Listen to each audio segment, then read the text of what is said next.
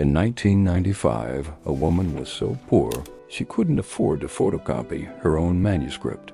She retyped it by hand, page by page, because copies cost money she didn't have. 15 years later, she became the first person in history to become a billionaire from writing books. Her name is Joanne Rowling.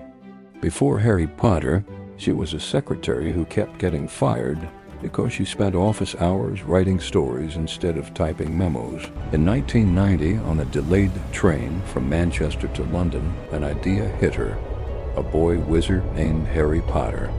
She had no pen. She just sat there for 4 hours building the whole world in her head. That same year, her mother died after a long battle with multiple sclerosis. Joanne never got the chance to tell her about the story. She moved to Portugal, got married, had a daughter, and the marriage collapsed within a year.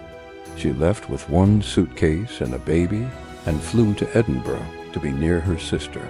She was a single mother, unemployed, living on government welfare. She later said she was as poor as it's possible to be in modern Britain without being homeless.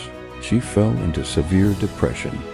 By her own account, she reached a point where she thought about ending her life. With her baby daughter Jessica asleep beside her, she started writing in cafes because it was the only place she could afford heating.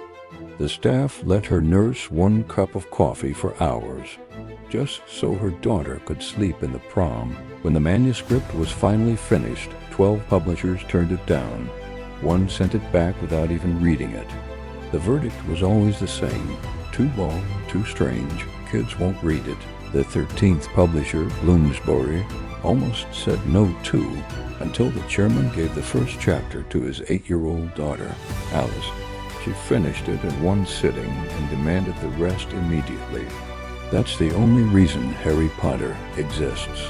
Bloomsbury paid an advance of just £1,500 and advised Joanne to get a day job, because children's books don't make money. They even asked her to publish under initials instead of Joanne, afraid boys wouldn't read a book written by a woman. That's how J.K. Rowling was born. Within 5 years, Harry Potter was a global phenomenon. Within a decade, the woman on welfare who once couldn't afford a train ticket became the first author in history to become a billionaire. She later gave away so much to charity that she dropped off the billionaire list, not because she lost the money, but because she chose to give it away. Years later, at Harvard, she said something that sums up her whole story. Rock bottom became the solid foundation on which I rebuilt my life.